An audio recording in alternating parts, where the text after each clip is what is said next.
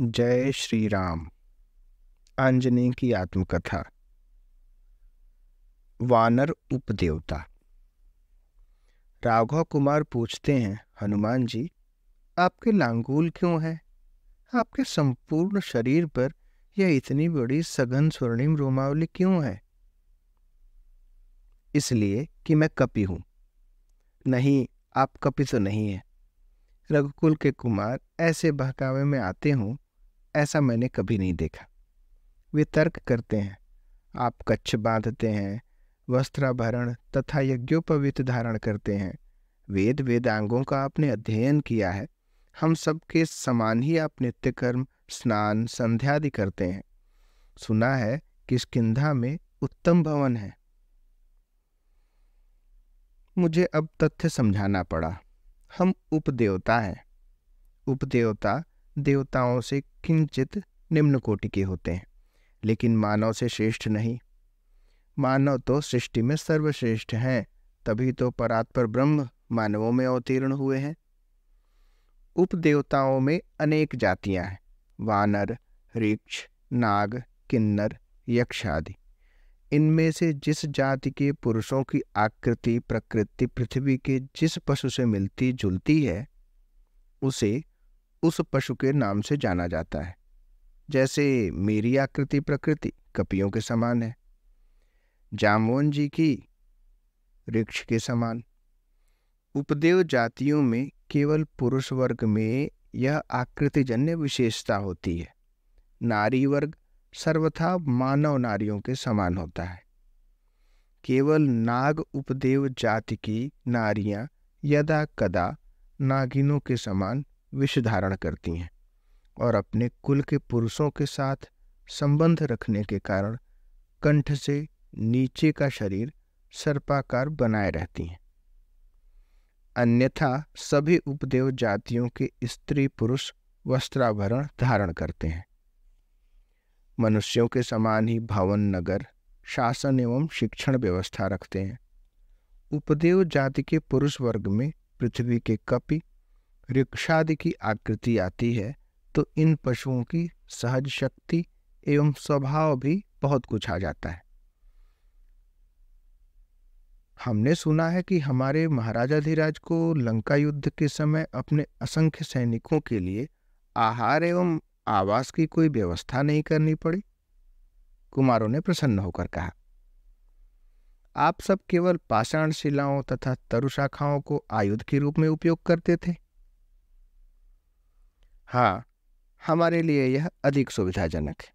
मैंने कुमारों को बतलाया कि यद्यपि हम भवनों में रहते हैं, मानव आहार भी करते हैं और धनुर्वेद की शिक्षा भी ग्रहण करते हैं, किंतु वृक्षों की शाखाओं पर निवास फल पत्रादि आहार हमें अधिक प्रिय है। तरुशाखाओं पर कूदते रहना हमारी प्रिय क्रीड़ा है। क्रोधावेश में अस्त्र शस्त्र की अपेक्षा गिरिखंड तथा तरुशाखाएं अस्त्र शस्त्र के रूप में उपयोग करना हमारे लिए सुविधाजनक है। क्योंकि कपि स्वभाव होने से हम अस्त्र शस्त्र रख नहीं सकते, वृक्षों पर चढ़ने छलांग लगाने की सुविधा अस्त्र शस्त्र रखने पर बहुत घट जाती है। सभी उपदेवता कामरूप होते हैं, अर्थात हम सभी जब जैसा चाहें वैसा रूप धारण कर सकते हैं। आकार को छोटा, अतिशय छोटा या अकल्पित बड़ा बना लेना हमारे लिए सहज सिद्ध है। मानव अथवा किसी प्राणी का आकार हम इच्छा करते ही ग्रहण कर सकते हैं। उस आकार में चाहे जब तक रह सकते हैं। तब आप सदा मानवाकार में ही क्यों नहीं रहते? कुमारों ने पूछा।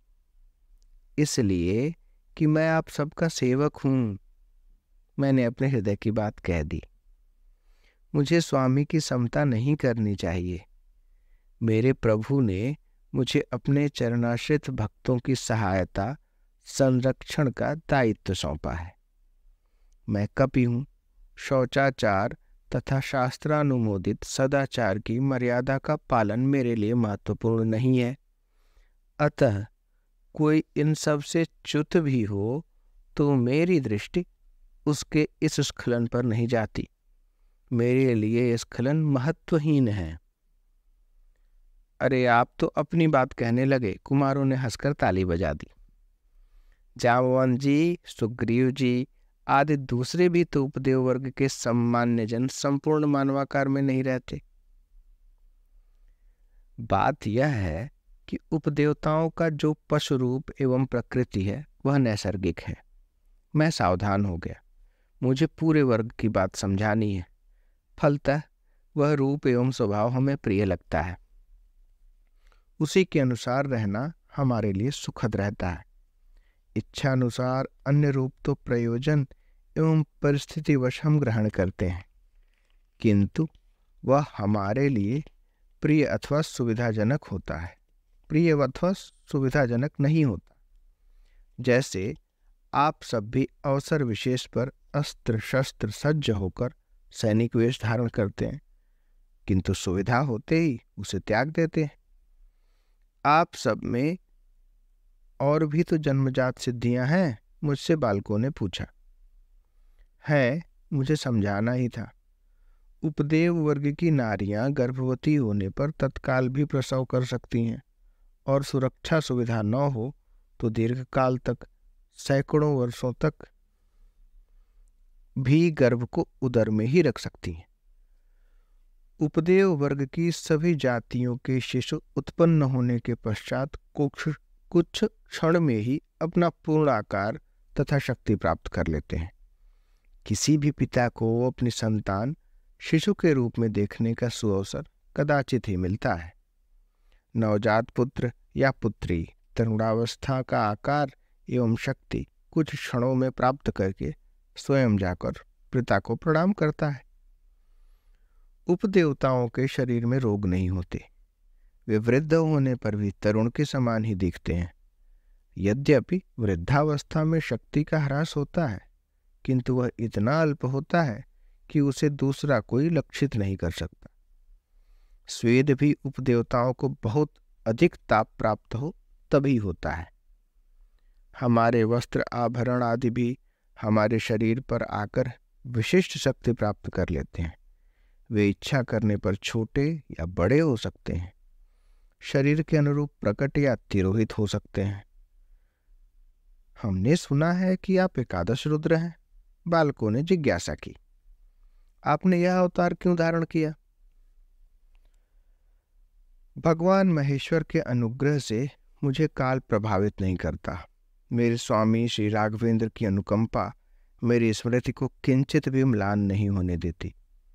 अतएव मुझे इन कुमारों को अपना पूर्व चरित्र भी सूचित कर देने में, उसका संक्षिप्त संकेत दे देने में बाधा नहीं है।